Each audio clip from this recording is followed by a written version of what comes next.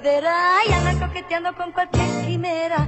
Ponga pues muchísima atención y aprenderse a todos la lección.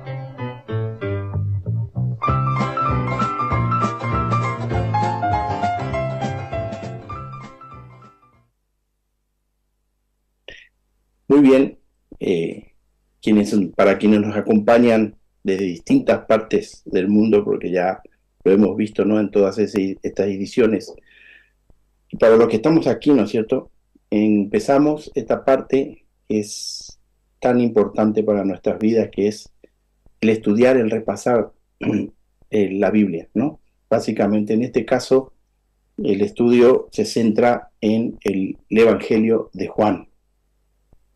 Entonces, más allá de querer hacer una introducción, lo primero pido a Julián que nos ponga la escuela sabática like y luego empezamos este momento de estudio compartido entre todos. Francisco y Juliana llegaron a casa emocionados. Acababan de tener su primera audiencia, la fase probatoria, donde presentaron todas las pruebas o evidencias de su fe delante del profe Harry, su incrédulo maestro de ciencias, y delante de sus compañeros. ¿Qué pruebas presentaron? Las 7 grandes señales que hizo Jesús antes de la cruz y que Juan seleccionó entre muchos otros milagros para que ustedes crean que Jesús es el Cristo, el Hijo de Dios, y para que creyendo tengan vida por medio de él. Convirtió el agua en vino, sanó al hijo de un oficial, sanó al paralítico de Betesda, multiplicó los panes y los peces, caminó sobre el agua, devolvió la vista a un ciego. Y la prueba reina, la resurrección de Lázaro. Muy bien, jovencitos. Supongo que el profesor no quedó muy conforme. Los chicos les explicaron a sus padres que hubo un gran silencio en el salón, que todos les prestaron atención y que unos pocos hasta aplaudieron, pero que al final el profe Harry les dijo que las pistas de la divinidad de Jesús eran insuficientes y que debían exponer claramente las características de esa divinidad. ¿Quién era realmente Jesús? ¿Una deidad mayor o menor? ¿Un ser eterno o creado? ¿Por qué un ser divino vino a esta tierra como un ser humano? Papá sabía perfectamente dónde debían enfocar ahora su investigación. No se preocupen, jovencitos. En Juan 1 está la respuesta. Escuela Sabática Like presenta la serie El Evangelio de Juan. Lección 3. La historia de fondo. El prólogo. En la Biblia hay muchos nombres para referirse a Jesús. ¿Qué tal si escribes tu nombre favorito de Jesús en los comentarios? Hay muchos: Emanuel, Príncipe de Paz, León de la tribu de Judá, Rosa de Sarón, Cordero de Dios, Hijo de Dios. Nombres poderosos y maravillosos. Pero Juan no comienza su evangelio con el nombre de Jesús ni con ningún nombre común. No lo llama Mesías ni Cristo, lo llama Verbo. En el principio existía el Verbo, y el Verbo estaba con Dios, y el Verbo era Dios. ¿No les parece un nombre algo raro para referirse a Jesús? Oigan bien. Puede que sea un nombre algo extraño, pero es uno de los más profundos. El término original griego para verbo es logos. ¿Qué traduce logos? Palabra. ¿Y para qué sirven las palabras? Las palabras son como un puente que nos ayuda a comunicarnos con los demás. ¿Notan lo que Juan está haciendo al llamar logos a Jesús? Nos está diciendo que Jesús es la palabra de Dios hecha carne, el más extraordinario puente de comunicación entre el cielo y la tierra, a través del cual Dios revela su carácter de amor y su voluntad para la humanidad. Por eso la pregunta de esta semana es: ¿qué aspectos del verbo destaca Juan en los primeros 18 versos de su libro? En primer lugar, que el verbo es Dios eterno y creador. ¿Cuál es la primera frase de la Biblia? En el principio creó Dios los cielos y la tierra. ¿Y cuál es la primera frase del Evangelio de Juan? En el principio existía el Verbo. ¿Lo notan? Ambos empiezan diciendo en el principio, Al iniciar con esta frase, Juan pone una flechita que apunta hacia el relato de la creación del Génesis, pero al añadir que en el principio ya existía el Verbo, pone otra flechita que apunta mucho más atrás, hacia una eternidad sin principio ni fin. Luego, Génesis 1:1 se refiere a la creación, mientras que Juan 1:1 se refiere a la eternidad. Y esto nos lleva a una primera conclusión, que Jesús, el Verbo, es eterno. Luego nos dice que el Verbo estaba con Dios y el Verbo era Dios. Pero, ¿cómo puede el Verbo estar con Dios y al mismo tiempo ser Dios?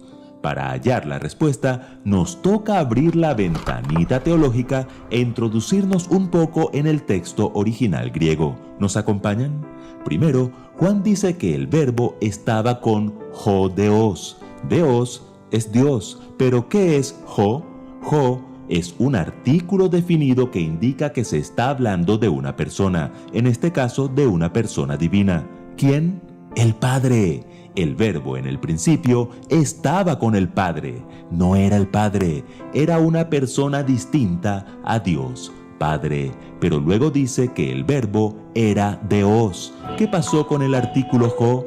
Ya no está, lo que significa que el Verbo, si bien es distinto al Padre, también es un ser divino. Segunda conclusión, Jesús, el Verbo, es Dios eterno. Pero en el versículo 3, Juan va más allá en cuanto a la identidad del Verbo. Dice que todas las cosas por Él fueron hechas, y sin Él, nada de lo que ha sido hecho fue hecho. ¿Lo notan? Juan, uno de los discípulos más cercanos a Cristo, nos está afirmando que Jesús es el creador de todas las cosas, de todos nosotros. Esto nos lleva a una tercera y definitiva conclusión. Jesús, el Verbo, es Dios eterno y creador. El apóstol lo dejó bien claro en tan solo 3 versículos. En segundo lugar, que el Verbo se hizo carne. Juan ya ha afirmado la verdadera divinidad de Jesús. Es Dios eterno y creador. Ahora, al llegar al verso 14, afirma su verdadera humanidad. Y el Verbo se hizo carne y habitó entre nosotros. Jesús es 100% divino y a partir de su encarnación llegó a ser 100% humano. ¿Significa entonces que su humanidad reemplazó su divinidad? No, Jesús nunca dejó de ser Dios cuando se hizo hombre. Las dos naturalezas, la divina y la humana, se combinaron misteriosamente. Exacto. Jesús tomó las desventajas de la naturaleza humana, por eso se cansaba, le daba hambre, sed, angustia, pero oigan bien, no tenía inclinación al pecado, no conoció pecado. Si Jesús hubiera pecado, que no lo hizo, lo habría hecho por decisión, como Adán, mas no por inclinación. La tía Elena así lo explica. Podía haber pecado, podía haber caído, pero no hubo un solo momento en que en él hubiese una propensión al mal. Pero hay mucho más en el versículo 14. El apóstol indica que el Verbo se hizo carne y habitó entre nosotros. Abramos otra vez la ventana teológica y miremos algo muy interesante. El término habitó es la traducción del griego eskenó, pero una traducción más precisa de eskenó sería algo así como tabernaculó. Es decir, el Verbo se hizo carne y extendió su tabernáculo entre nosotros. ¿A qué les recuerda eso? Al santuario del Antiguo Testamento. Exacto. Dios le había dicho a Moisés: harán un santuario para mí, y habitaré en medio de ellos, conforme a todo lo que yo te muestre, el diseño del tabernáculo y el diseño de todos sus utensilios, así lo haréis. ¿Lo notan? En el Antiguo Testamento, Dios habitó con su pueblo a través de la Shekinah, una manifestación especial de la gloria de Dios sobre el arca del pacto ubicada en el lugar santísimo del tabernáculo. Pero, ¿quiénes podían entrar allí? Solo los sumos sacerdotes. Ahora, con Jesús, Dios hecho carne, no había cortinas que impidieran el acceso.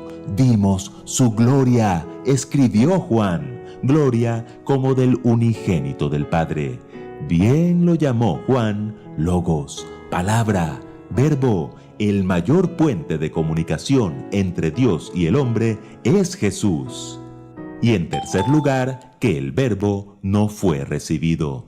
En el prólogo de su Evangelio, Juan no solo nos muestra la divinidad y la humanidad de Jesús, sino que también nos muestra la relación entre Jesús y el mundo. Dice algo maravilloso, que Jesús, la luz verdadera que alumbra a todo hombre, venía a este mundo. En el mundo estaba, y el mundo por él fue hecho. Asombroso, Dios con nosotros. Pero hay un pero, una triste ironía. Pero el mundo no le conoció. A lo suyo vino, y los suyos no le recibieron.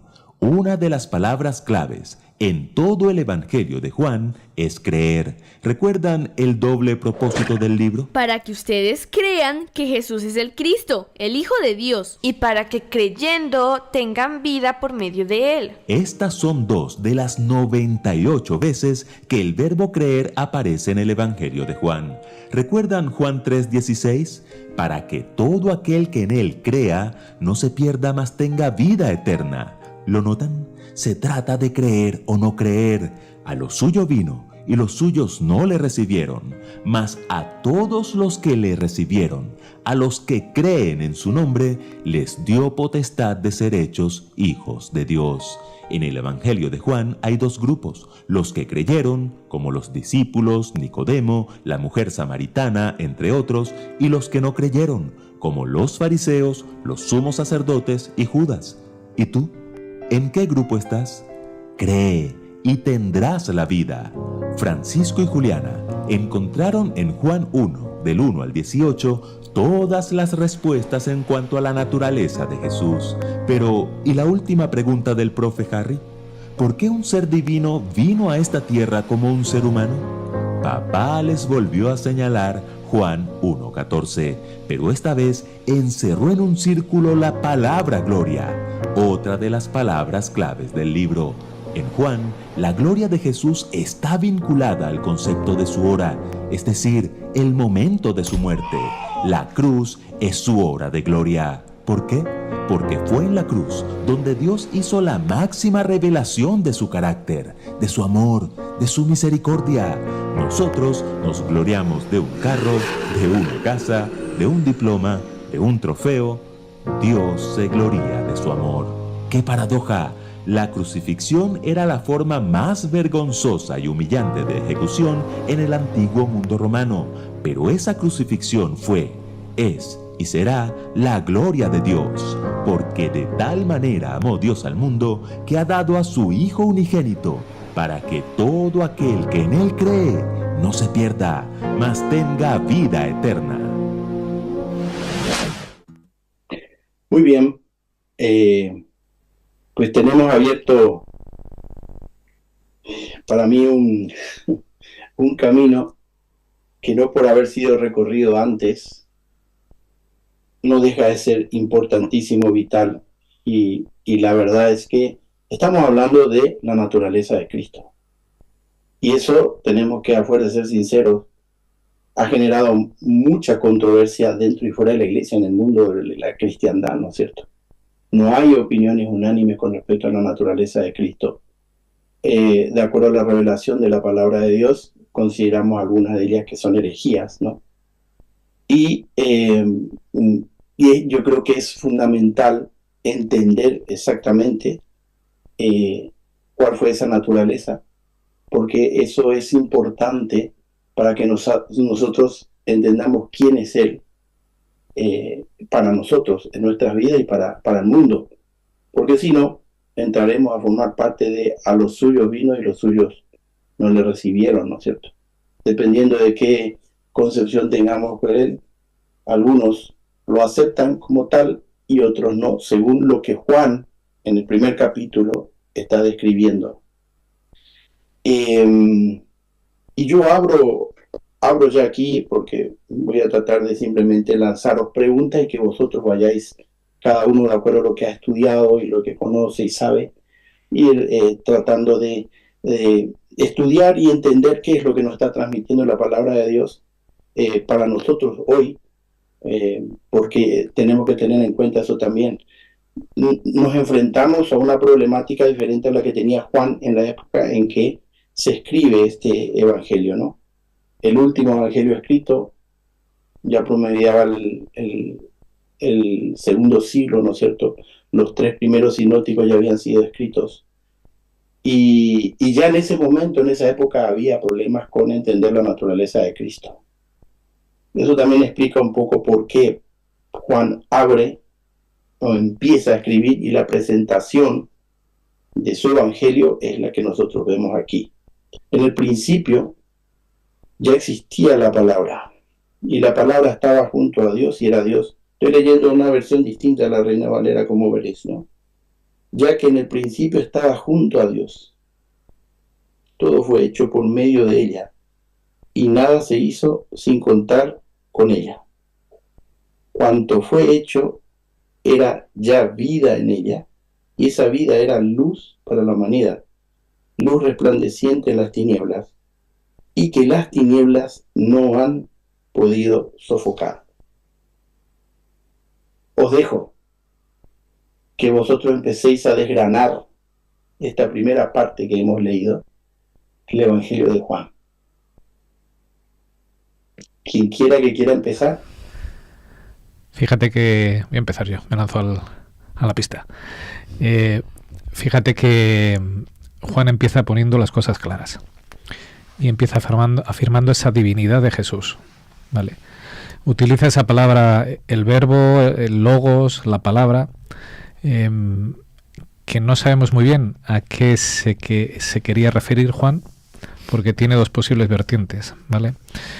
Podía estar hablando de esa palabra creadora, que es la que dijo y fue hecho, y nos está llevando a la creación, o podía referirse a la presentación de Dios ante Moisés, cuando le dijo ¿cuál es tu nombre? Y él dijo yo soy. Ese verbo, esa palabra que para los judíos es tan importante, y que precisamente Juan, no va a haber otro evangelio que mencione tantas veces el yo soy. Si lo buscáramos en el evangelio continuamente, él va diciendo yo soy la luz del mundo, yo soy la puerta del redil, yo soy el agua de vida, antes que Abraham fuese yo soy. Casi es una provocación constante que Juan va llevando con una palabra que los hebreos no mencionaban, el yo soy, pero que Jesús continuamente la va diciendo para afirmar que Él es la divinidad. Sea lo que fuere, que a mí me vale cualquiera de los 2 conceptos, incluso a lo mejor creo que Juan está pensando en las 2 cosas. Me encanta porque el apóstol lo que dice es en el principio, ¿vale? Fija un principio en tu mente, el que quieras, ¿vale? Cuando se creó el universo, esa palabra que se hizo carne, ese Jesús, dice, ya existía. Llévatelo un poco más allá. Cuando se planificó toda la creación, ¿qué dice? Ese Jesús ya existía. Pon en tu mente un principio más allá. Ese Jesús ya existía. Porque lo primero que afirma Juan es que Jesús es preexistente, que Jesús es eterno, que no es la primera creación del mundo, como dicen algunos, no es el primer objeto creado o el primer ser creado. Juan viene a afirmar que Jesús ya existía en el principio, antes de cualquier cosa. Por eso me gusta cómo empieza en el principio, fija en tu mente el que quieras. Y Jesús ya existía. Partiendo de ahí, Jesús es eterno. Luego nos va a ir desarrollando que Él es Dios. Y creo que es lo primero que Juan nos deja claro. Si alguien tiene dudas, si se está planteando si Jesús es un ser creado, si es la primera cosa de la creación, si es... olvídate. Juan dice, voy a empezar el Evangelio y lo primero que voy a decir es que antes de cualquier cosa Jesús ya existía. Y creo que es muy bueno que Juan haya empezado por ahí, porque ese es su objetivo, que sepamos que es Dios quien vino y murió por mí, quien vino y me salvó, que es Dios quien hizo el sacrificio y que es Dios quien me ama. No olvidemos que en la época de Juan ya habían surgido varias herejías. 2 ejemplos. Una que decía que Jesús tenía apariencia humana, pero en realidad era totalmente Dios. Y en realidad todo lo que él pasó, lo pasó, pero como ser divino estrictamente. Y había otra que, contrapuesta a esta, decía que Jesús fue un gran profeta, es decir, fue un ser humano al 100% y no fue Dios. Entonces, indudablemente los eruditos no sitúan el paralelismo entre Génesis 1.1 y Juan 1. Él va a la fuente de la verdad. ¿Cuál es la fuente de la Torá? Y él repite la misma palabra en griego, que es la que está en hebreo en Génesis, que dice Bereshit, en el principio. En el principio ya existía Dios, y como bien dice Richard, establece el principio, y después vamos a ir desarrollándolo, porque hay que tener en cuenta en qué momento, para nosotros como seres humanos, no a Dios, porque para Dios el tiempo no existe, en qué momento es en el principio del inicio de la historia de este mundo, la palabra, el logos, ya estaba, y estaba antes de eso incluso, la eternidad. Bueno, Esther, Raúl. Vemos.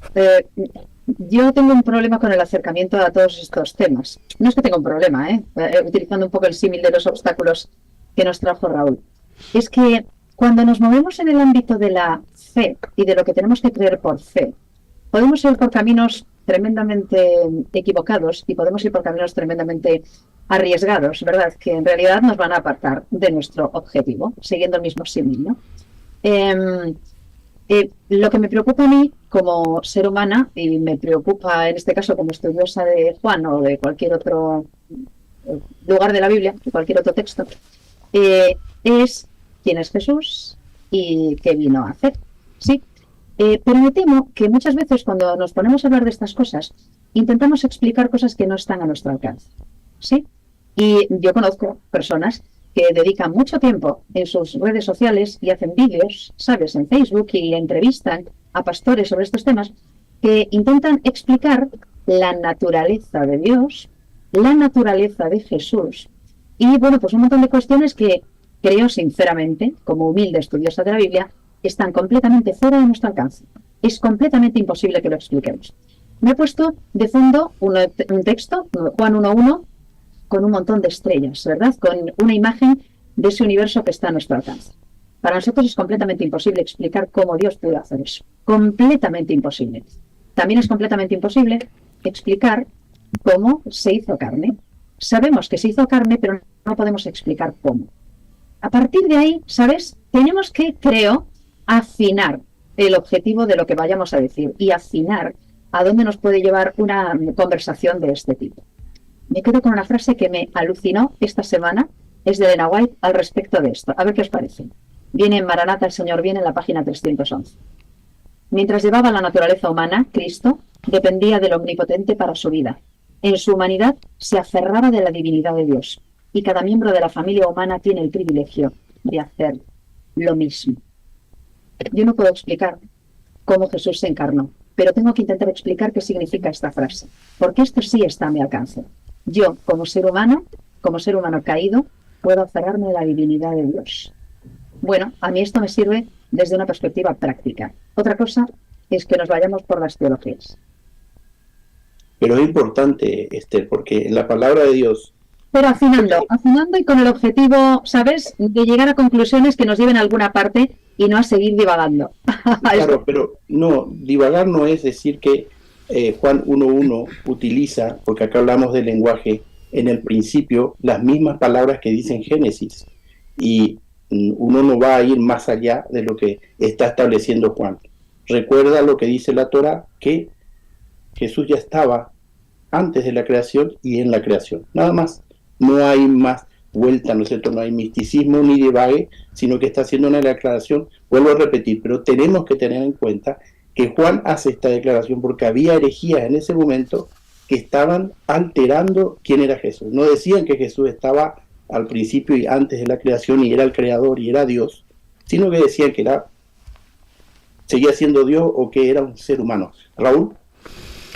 Pues yo lo primero que reflexionaba cuando abordaba esta escuela sabática, esta lección de escuelas sabáticas, era sobre la palabra prólogo, ¿no? Es decir, ¿qué es el prólogo de un libro? ¿Qué es el prólogo de un escrito? Y Juan se toma la molestia, a diferencia de los demás evangelistas, quizás porque los demás evangelios empiezan muy al grano, ya, muy a Jesús o nació, o Jesús hizo. Él no, él se toma la molestia no, os voy a explicar quién era Jesús y luego a partir de ahí vamos a hablar de lo que él hizo, ¿no? Entonces yo buscaba que es realmente un prólogo, ¿no?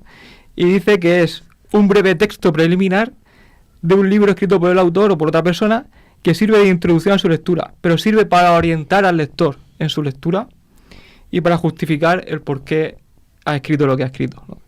Y eso me parece muy interesante por parte de Juan, de decir, oye, yo voy a contar una serie de sucesos, de eventos, voy a explicar lo que hizo Jesús, pero antes tienes que tener claro quién era él.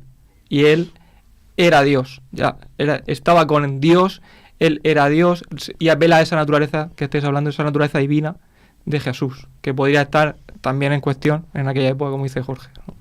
Eso es lo que más me ha llamado la atención al principio del abordaje de esta lección. ¿Puedo hacer un inciso de una cosa? Es que me está removiendo por dentro, Esther, por lo que has dicho.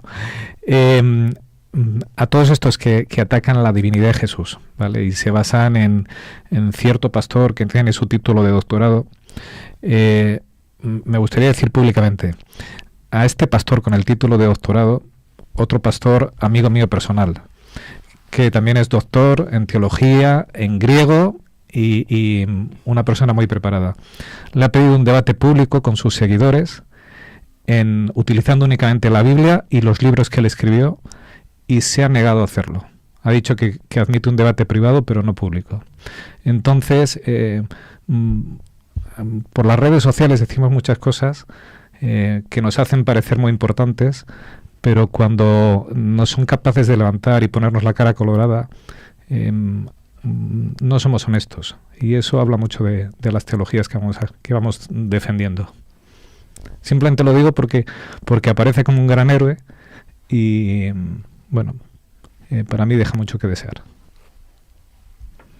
Más allá, yo te entiendo, Richard. Muchas veces yo me he cuestionado, ¿no es cierto?, muchas cosas, y estoy de acuerdo con Esther en algo que ella mencionó.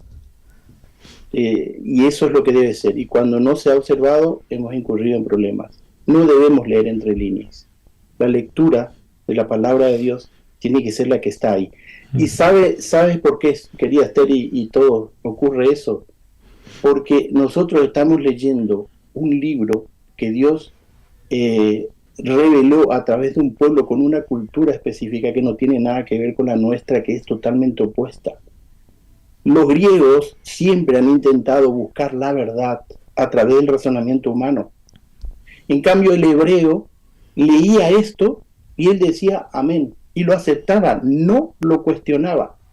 Luego, yo me remito y comentaba en una reunión de amigos, ¿no es cierto?, en esta semana, que si nosotros leemos el libro de Primeros Escritos, Elena White nos muestra cuál era la metodología de estudio de la Biblia. Se reunían en grupos, y eran 5, y cada uno iban leyendo un versículo, y empezaban todos a tratar de desgranar ese versículo, relacionándolo con el anterior y el posterior. Y así, versículo a versículo, hasta que llegaba un momento, lo dice ella literalmente, Primero Escrito, estaban agotados mentalmente, hacían oración y decían, vamos a seguir al día siguiente. Yo entiendo en el contexto de que ellos estaban repasando Apocalipsis y Daniel para explicarse por qué Jesús no había venido, pero lo válido es el método que ellos utilizaron. Y el método que, para mí, sinceramente, por eso, Richard, yo creo que ocurre eso que dices, que acabas de mencionar. Hemos elegido el método evangélico equivocado, que es el método de utilizar una ensalada, una mezcla de versículos, y eso a veces desvirtúa la verdad. La lectura simple, por lo menos nuestros pioneros lo hicieron así, texto a texto con su contexto, es lo que llevaron a ir descubriendo las diferentes verdades, pero fundamentalmente el camino de la salvación, que es lo que nos tiene que importar a nosotros. Ahora, yendo a esto y sigamos, ¿no? Luego viene lo siguiente, ¿no? Ya establecido que Jesús, el Logos, vamos a llamarlo así, el Logos, la palabra, estaba en la creación, y ya antes de la creación, con Dios, se refiere, y ya no entramos en tema de Elohim, el plural no es uno solo, ¿no? Y habla del Logos como parte de ese plural, que es mejor decirle deidad, porque la palabra Trinidad tiene un origen en la iglesia medieval y no tiene sustento como traducción literal en la Biblia, ¿no? Una vez que Juan establece eso y lleva de vuelta, porque vuelvo a repetir, en ese momento ya estaban heréticamente cuestionando la naturaleza de Jesús. Él dice no, el Logos era Dios, desde siempre estuvo en la creación. Y luego dice, vino un hombre llamado Juan, enviado por Dios. Vino como testigo para dar testimonio de la luz, a fin de que todos creyeran por medio de él. No era él la luz, sino testigo de la luz. La verdadera luz, la que ilumina a toda la humanidad, estaba llegando al mundo. En el mundo estaba la palabra, y aunque el mundo fue hecho por medio de ella, el mundo no la reconoció. En lo que Valera dice, a los suyos vino, pero los suyos no lo recibieron, ¿no? Pero cuantos la recibieron y creyeron en ella, les concedió llegar a ser hijos de Dios. Estos son los que nacen no por generación natural, por impulso pasional o porque el ser humano lo deseó, sino porque tienen por padre a Dios. Y aquí viene ya, que también ha generado, ¿no?, problemas, incluso dentro de nuestra iglesia, ¿no? Y la palabra, y lo que mencionaba Esther, pero no te sientas sola, a mí también, pero es que es normal que no entendamos el fenómeno de la encarnación. Dios no nos pide que nosotros entendamos, sino que creamos por fe que Él se hizo carne, lo está declarando aquí y sin más. Y la palabra se encarnó y habitó entre nosotros. Y vimos su gloria, que me gustaría hacer un matiz aquí con respecto a lo que se dijo en la escuela sabática laica. La que le corresponde como hijo único del Padre. Aquí ya el famoso monogenes. Yo desde que tengo 12, 13 años escuché cientos de sermones y cientos de explicaciones respecto al monogenes. Lleno de gracia y de verdad. Os escucho. Te toca, Raúl. Bueno, no hay pregunta concreta. No, es desarrollar lo que vosotros entendéis que está declarado aquí. Nada más. Bueno, yo... te refieres a todo el texto, ¿no? Sí. Bueno, yo la verdad que me encanta el versículo 4, el que dice, en él estaba la vida, y esa vida era la luz de los hombres. La luz resplandece en las tinieblas, y las tinieblas no la vencieron. Y también me gusta ese paralelismo de que en la creación, cuando Dios del caos, de momento dice que se haga la luz, ¿no? Y todo se hace ya, todo se ilumina, ¿no? Y Jesús para mí en este texto está haciendo esa misma función. Llega a un mundo de oscuridad y cuando Él viene entonces se hace la luz, ¿no? Y todo se ve mucho mejor. Y creo que esa es su función también en nuestras vidas. Cuando aceptamos a Cristo y Cristo habita en nosotros, es como que nos ilumina nuestra vida, ¿no? Y bueno, a pesar de que mucha gente, como dice después, no acepta esa luz, los que sí que lo aceptamos, desde luego guía y orienta nuestra vida. Eso es lo que es una de las ideas que saco de este texto. Fíjate que para mí Juan está acertadísimo, bien, inspirado por el Espíritu Santo, desde luego, porque cuando habla de Jesús como Dios, dice que era preexistente. En el principio era, ¿verdad? Pero cuando habla de Jesús como hombre, dice fue hecho. Y es que Jesús como hombre tiene inicio. Así que cada vez que en la Biblia aparece como que está hablando de un inicio de ese Jesús, está hablando de ese Jesús hombre. Porque Jesús, como encarnación, hecha hombre, y yo comparto con Esther, yo no tengo ni idea de cómo eso es posible, ser 100% Dios y 100% hombre, de inicio a mí, matemáticamente me parece imposible. Yo necesito ser 50% una cosa y 50% otra. Él es 100% Dios, 100% hombre. ¿Cómo aparte lo que dice el apóstol Pablo es capaz de anularse esa divinidad y vivir solo como hombre? A mi mente, que es finita y torpe, le cuesta entenderlo, pero no me cuesta creerlo, O sea, la Biblia me dice que es así, me dice que ese Dios preexistente, cuando se convirtió en hombre, decidió dejar de utilizar su parte divina para vivir como hombre, para no hacer trampas, vamos a decir así en lenguaje coloquial, ¿verdad? Para que Satanás no le pueda decir, claro, es que tú vienes aquí simulando que eres un hombre, pero no, fue 100% hombre. Esa era una de las herejías ya, Richard, perdón, que Satanás introdujo en su momento. Tú crees que es hombre, pero en realidad él siempre fue Dios. Tú no puedes hacer nada como lo hizo él. Claro, no, siempre fue Dios, pero no utilizó su parte divina cuando estuvo entre nosotros. ¿Cómo es posible que uno deje de ser lo que es y lo anule y no lo utilice? Es lo que dice Esther, yo no logro entenderlo, pero la Biblia me dice que es así. Y yo lo que sí que creo es que la Biblia me cuenta las cosas para darme seguridad y para que Dios me diga, mira, son las cosas, puedes no entenderlas de todo, pero estate tranquilo, las cosas van así. Entonces, me gusta mucho cuando Juan me dice, como Dios, Jesús no tiene inicio, es preexistente, es Dios al pleno, pero como hombre tuvo un inicio, fue hecho carne, se encarnó, se convirtió en Emmanuel, Dios hecho hombre. Y hay un inicio de ese Jesús hombre. Así que cuando hay textos que hablan de esa creación, están hablando de esa encarnación. Y a mí no me revientan la cabeza, ni me vuelven loco, porque por la gracia de Dios he entendido que como hombre tiene un inicio y a veces hablan de ese inicio, de esa humanidad, ¿vale?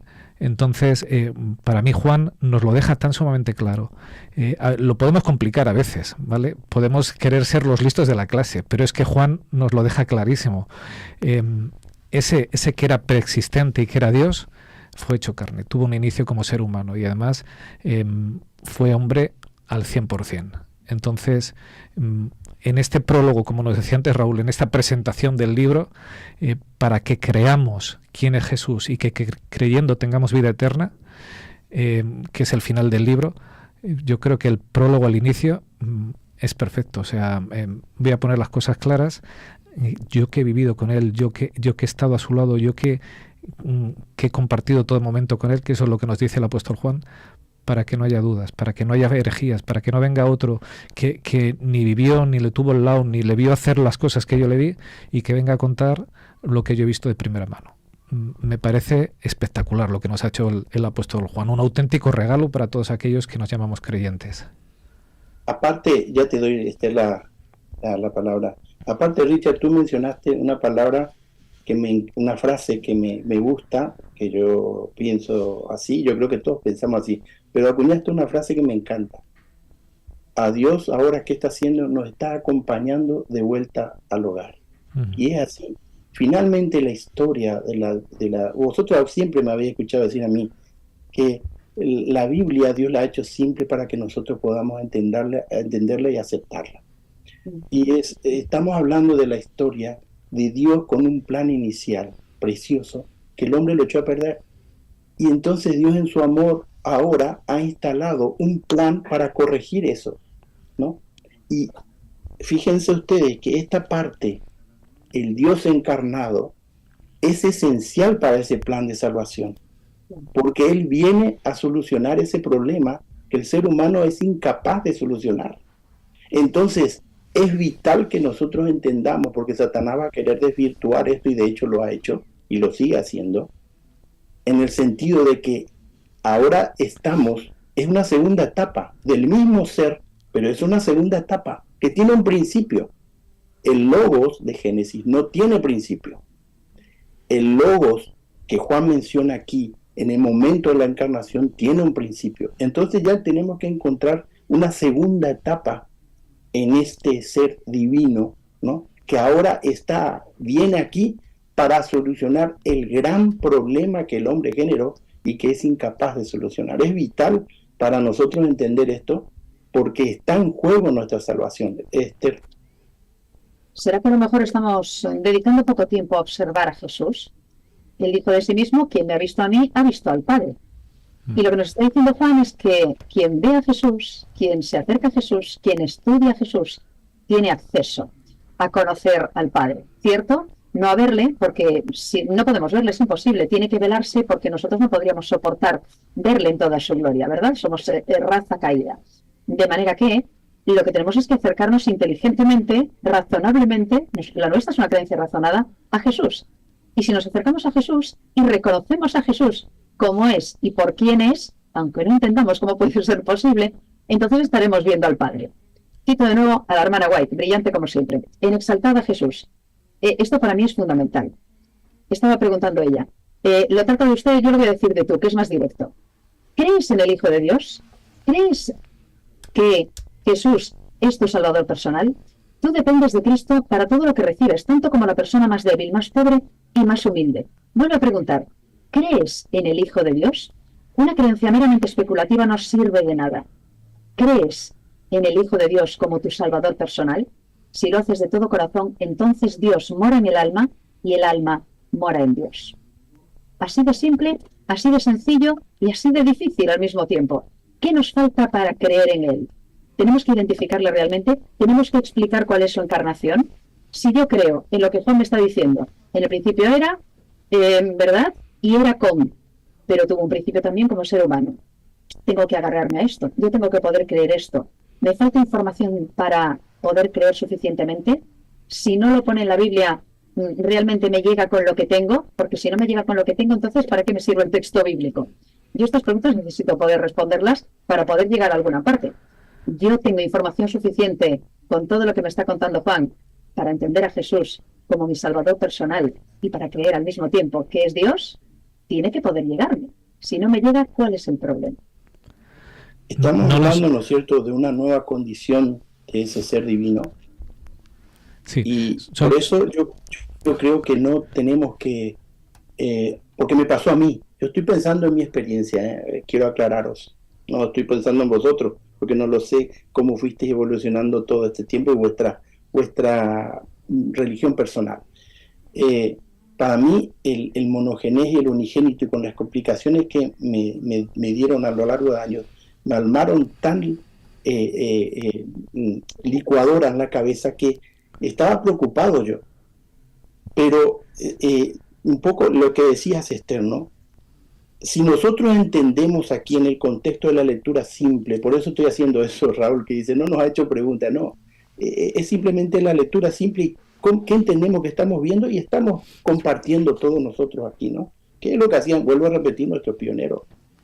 Y creemos, yo creo que todos nosotros aquí, y los que están también del otro lado de la pantalla, siempre están pidiendo internamente la ayuda del Espíritu Santo para entenderlo bien. Se inicia una nueva etapa de este ser. Y es la etapa, ¿no?, como Dios humano, ¿no? No lo entendemos, pero lo está diciendo. ¿Lo acepto o no lo acepto? Finalmente ese es el reto que tenemos nosotros. ¿Lo acepto por fe? Bien.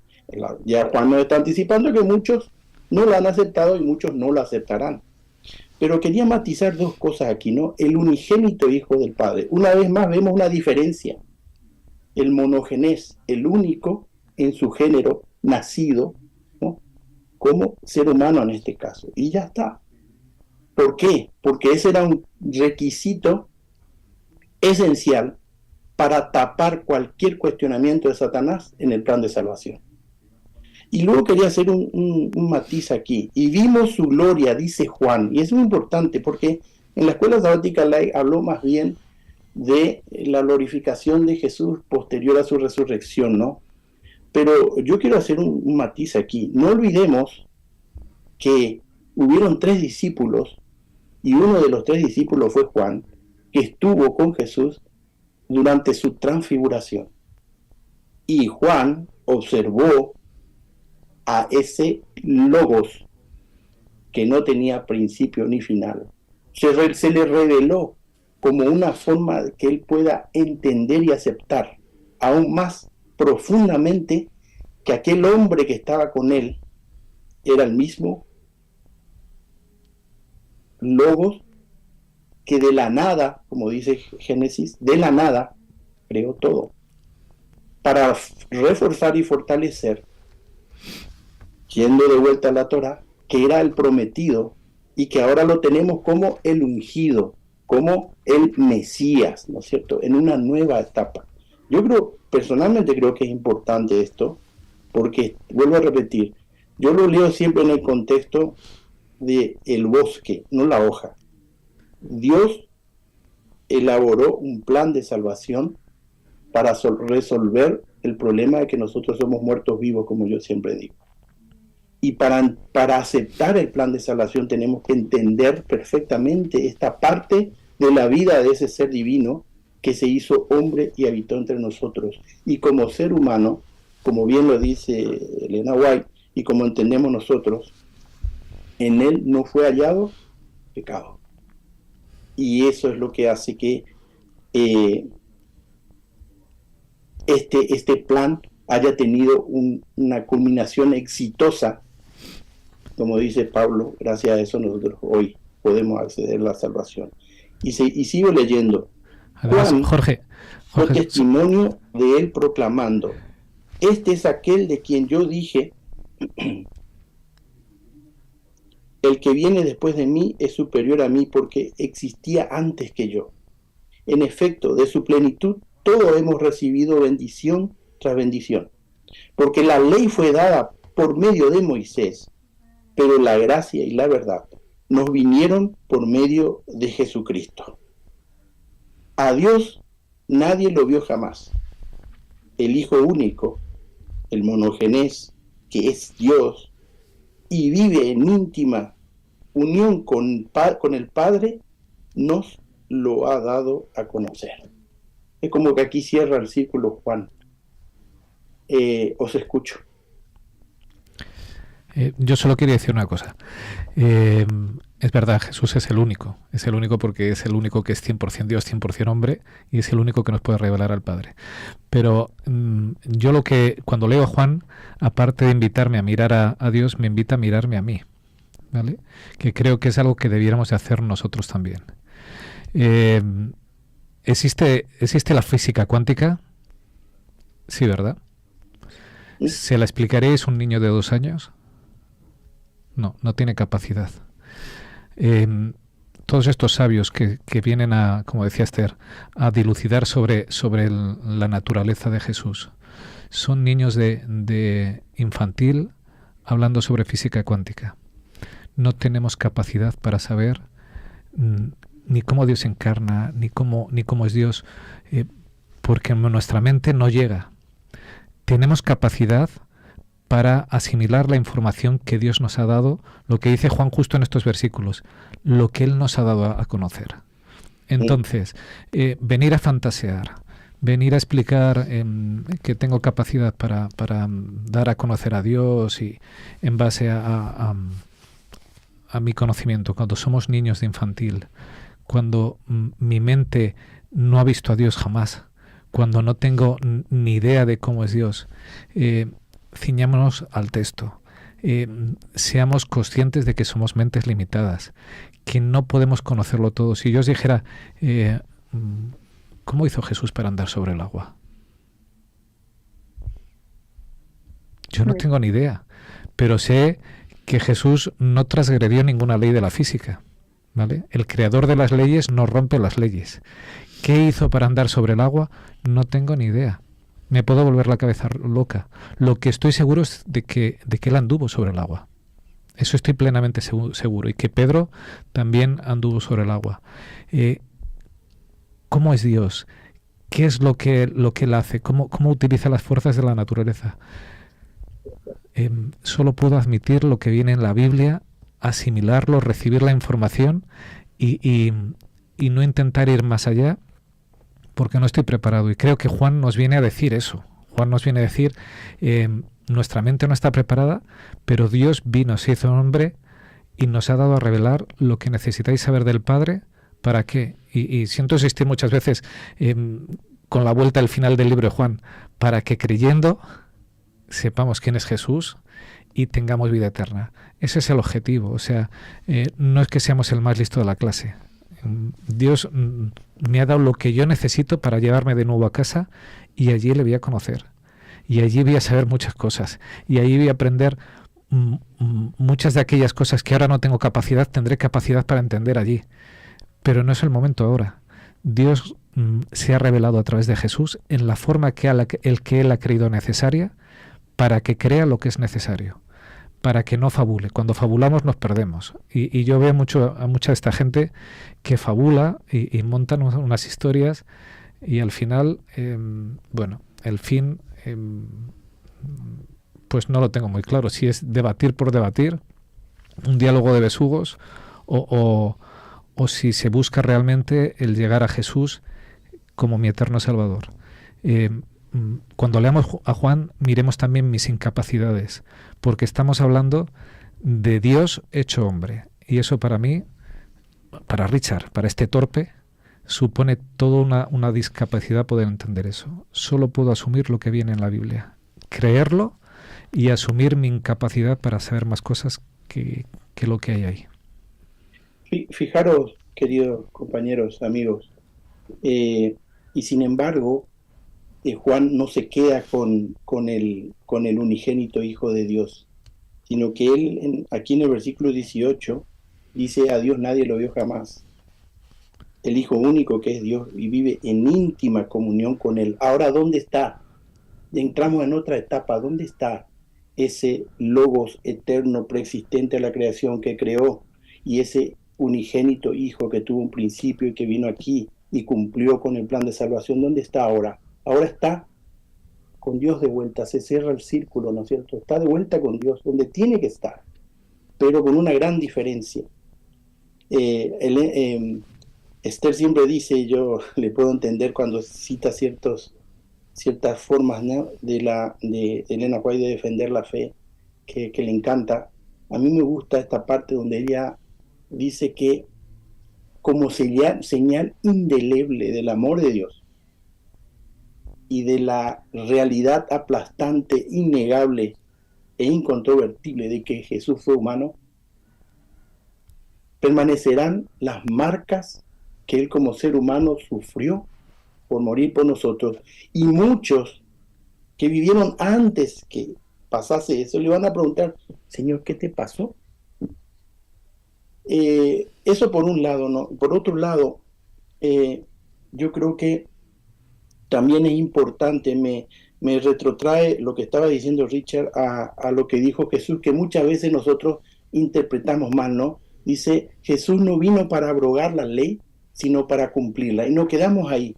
Pero en realidad, en el contexto aquí, lo que Juan nos está diciendo es: a Moisés le dio la ley. ¿Y qué hizo Jesús? Jesús le dio vida a esa ley. Y cuando nosotros vemos a través de la vida de Jesús actos de amor para nuestra salvación, entendemos que llenó de contenido esa ley, que muchos la hacen palabras frías, sin sentidos y muy legales. En realidad, lo que Jesús mostró es que todo a través de la ley, la Torá de Dios, ¿no es cierto?, apunta ¿a qué? A nuestra salvación, ¿no es cierto? Están empezando, así que, no sé, queremos dar cada uno un pequeño cierre a lo que ha sido la lección de esta semana, que para mí es preciosa y refuerza mi fe en quién es Jesús, sobre todo para mi vida. Bueno, nos cuenta Juan Luis que nos va avisando para luego bajar porque todavía tendrán, supongo, los minutos infantiles y demás, pero bueno, que están empezando ya. Sí. Ya todo lo que es el proceso del sermón. Al hilo de lo que estabas comentando también antes, vuelvo a insistir en la cuestión de, bueno, ¿y para qué me sirve a mí esto hoy, no? ¿Y dónde me tengo que ubicar yo también hoy, no? La lección nos llevó en algún momento a una realidad. Hay mucha gente, aparte de los seres humanos, ¿verdad?, en el universo, que sabe quién es Jesús. Y nos ha recordado que los demonios creen. De hecho, ellos saben perfectamente quién es Jesús y tiemblan. ¿Sirve de algo esa creencia? Es decir, una mera creencia intelectual, incluso llegar a la conclusión más o menos certera de la posible naturaleza de Jesús, realmente tendría impacto en nosotros y se queda solamente en eso, en una visión, ¿verdad?, puramente teológica del asunto. El tema va mucho más allá. Sabían teología bastante, aquellos que le negaron, aquellos que llegaron incluso a crucificarle, ¿verdad? También sabían muchas cosas y conocían bastantes textos bíblicos, ¿no?, de lo que entonces también se conocían. ¿Cuál es la diferencia entre quienes le recibieron y quienes no le recibieron? ¿Sabían aquellos humildes pastores que fueron a adorarle en Belén quién era? Cuidado, A veces nosotros, ¿verdad?, estamos apoyándonos en teologías muy sofisticadas y es posible que la cosa sea mucho más fácil, ¿no? Y sea mucho más simple. Aceptar por fe. Aquellos que fueron a adorar y lo recibieron como Mesías sabían quién era, ¿no? Y sabían qué función iba a cumplir en sus vidas. Y sabían, o tenían una pequeña vislumbre de a qué había venido. Bueno, y tú y yo hoy, con la información de la que disponemos, ¿creemos o creemos pero temblamos porque todavía no lo hemos aceptado como nuestro Salvador personal? La pregunta que yo me tengo que hacer es, a mí vino y yo le he recibido. ¿Y recibirle qué significa? ¿Significa cuestionarle? ¿Significa cuestionar su divinidad? ¿Significa preguntarme, oye, mira, él tuvo ventaja sobre mí, ¿eh? Porque claro, como era Dios, entonces claro, es que lo tiene mucho más fácil para no pecar. Ese tipo de cosas se siguen escuchando hoy y siguen llevando efectivamente a perder fe y siguen llevando al descreimiento. Si yo me acerco a Juan y yo leo efectivamente de forma textual, José, a veces hay que leer sencillamente de forma textual y creérmelo y aceptar por fe lo que es. Era, es, será, fue, vino, me le recibí, no le recibí. Es cuestión de que yo me haga el esquema de forma que efectivamente eso me ayude a tener a alguien en mi vida que puede cambiar mi vida. Y ese es el objetivo. Le he recibido, ha cambiado mi vida, entonces luego ya me podré plantear todas las teologías que quiero.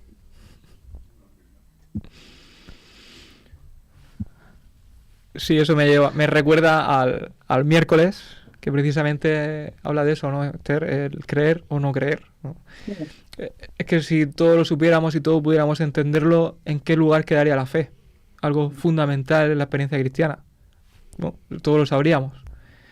A veces queremos encontrarle todo el sentido y todo, porque al final la herencia digamos, que hemos recibido de la razón, de la lógica, de querer entenderlo todo, desecha un poco lo espiritual, ¿no? Y ese logos que utiliza Juan nos introduce en nuestra vida el sentido espiritual de la vida humana, ¿no? Y dice la Escuela Sabática, o el autor de la Escuela Sabática, que en el texto de Juan utiliza el término creer como verbo, no como sustantivo, que implica una acción, ¿no? Dice, este uso del verbo en lugar del sustantivo puede apuntar a un sentido muy activo de convertirse en cristiano. Ser creyente en Jesús es algo que hacemos y esto se expresa en cómo vivimos y no solo en un conjunto de creencias. Y yo me quiero quedar con eso en el día de hoy de la Escuela Sabática, ¿no? No hablamos solo de un conjunto de creencias intelectualmente, que nosotros aceptemos o no aceptemos. Se trata de cómo nosotros cogemos este libro, cómo lo aplicamos a nuestra vida, cómo Jesús actúa en nuestra vida y cómo expresamos su amor, que al final es un tema fundamental también en este libro, ¿no? Cómo el amor de Dios se expresa en nuestra vida o cómo recibimos nosotros el amor de Dios que nos ofrece. Pues yo así como último comentario, aparte de que estoy muy de acuerdo con vosotros, las teorías no sirven para nada. La creencia se muestra con la práctica, con el andar, que es lo que el apóstol Juan nos dice. Solo se conoce a Dios cuando andas con Dios, cuando lo aceptas. Creer en Jesús fue lo que hizo aquel ladrón en la cruz, cuando nadie le veía, ¿verdad?, su divinidad, porque era un auténtico guiñapo ensangrentado que le habían dado una paliza, que estaba colgado ahí. Poder ver ahí a tu Salvador, eso es tener fe. Tener fe no depende de las teorías, tener fe depende de la vivencia práctica.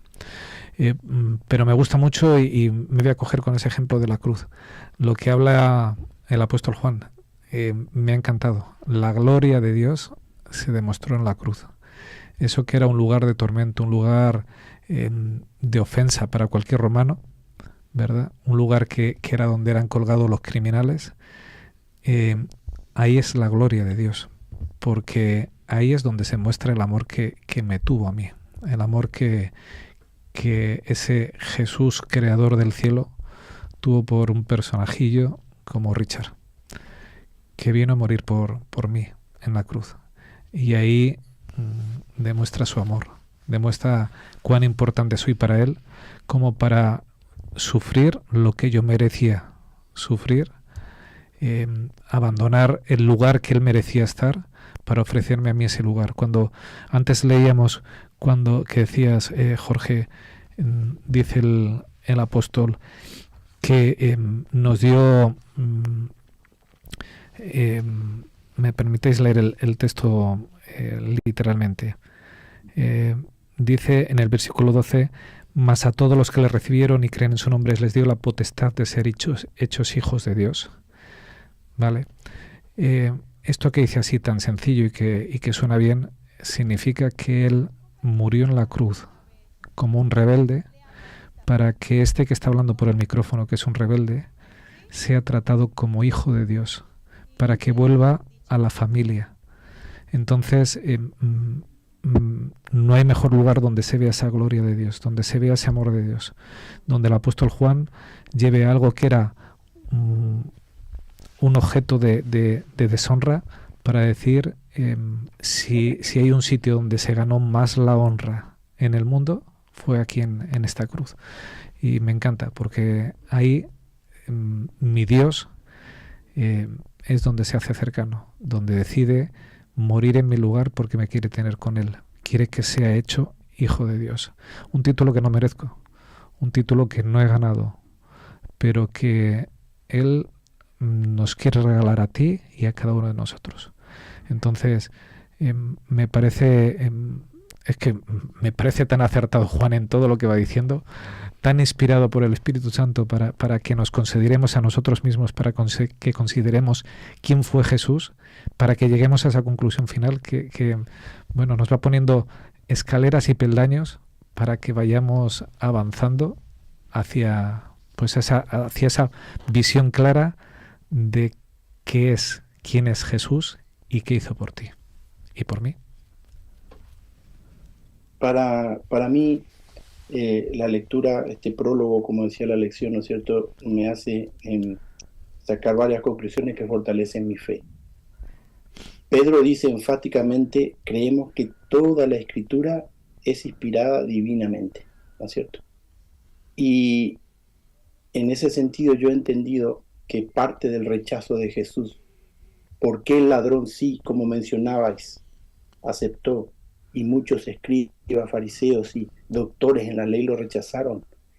No olvidemos que habían abandonado la palabra inspirada por Dios, que era la Torá, y se ceñían su religión a la tradición. Y al ceñir su religión a la tradición, le fue imposible reconocer a aquel que estaba delante de ellos y que había sido descrito de tantas maneras por Génesis, toda la Torá, ¿no es cierto?, los libros de la Torá, como los profetas, hasta Malaquías. Ese fue el craso error de aquellos hombres, ¿no? Una teología equivocada. ¿Por qué? Porque para nosotros, para mí hoy la lección es, yo tengo que encontrar en el estudio simple de la palabra de Dios la verdad que Él ha dejado revelada para nosotros hoy.